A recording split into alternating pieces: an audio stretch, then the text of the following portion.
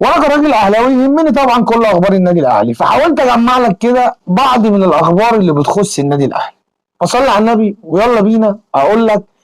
اخر المستجدات داخل النادي الاهلي. شوف يا سيدي، الصحفي عبد الحكيم ابو علم بيقول لك اتجاه داخل النادي الاهلي لاختار محمد شريف وسمير محمد بفسخ عقدهما خلال الساعات المقبله. نفس الصحفي عبد الحكيم ابو علم صرح وقال ان النادي الاهلي بيفكر جديا ان هم خلاص بنسبة 90% أو 99% كمان إن الاتجاه داخل النادي الأهلي لاستمرار عمر الساعي مع النادي الأهلي خلال الموسم المقبل. والنادي الأهلي بيصدر بيان لرفض قرارات اتحاد الكورة المصري. النادي الأهلي بيرفض قرار تعيين كابتن عصام عبد الفتاح على رأس لجنة التحكيم في الكرة المصرية، لأن طبعا كان في سابقة قديمة الكابتن عصام عبد الفتاح مع النادي الأهلي، وساعتها النادي الأهلي ما شاركش في الكاس، والنادي الأهلي بيهدد إن هو بنسبة كبيرة جدا في حال إن لم يتم تعديل وضع كابتن عصام عبد الفتاح او الاستغناء عنه يعني كرئيس للجنه الحكام،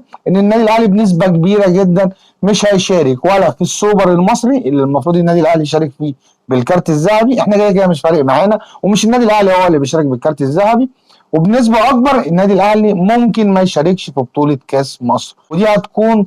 قسمة وسط الاتحاد الكرة المصري، لأن الدوري بيخص رابطة الأندية ولن يخص الاتحاد الكرة المصري، فبالتالي اتحاد الكرة المصري لو النادي الأهلي ما شاركش في البطولتين دول هيخسر كتير جدا جدا جدا من عقود رعاية وإعلانات بس وحاجات كتير جدا. هل اتحاد الكرة المصري هيصر على موقفه ويكمل بكابتن عصام عبد الفتاح كرئيس للجنة الحكام المصرية، ولا هينصاغ لرأي النادي الأهلي والاستغناء عن كابتن عصام عبد الفتاح؟ ده اللي هنشوفه مع بعض الفترة اللي جاية. عز المشاكل اللي النادي الأهلي داخل فيها مع اتحاد الكرة المصري، وفي عز ما لعيبة ماشية ولاعيبة جاية وبتعاقد مع لعيبة ولاعيبة بتفسخ تعاقدها مع النادي الأهلي، النادي الأهلي في حفل إعلان رسمي بيعلن عن القميص الأساسي للنادي الأهلي خلال الموسم الجاي بأحد فروع أديداس. الخبر اللي جاي من الصحفي محمد أبو علي اللي صرح وقال إن حسين عموتة أشاد بإمكانيات الثنائي محمد عبد الله ومحمد رأفت، وطلب ان هم يتأيدوا في قائمة الفريق للموسم المقبل،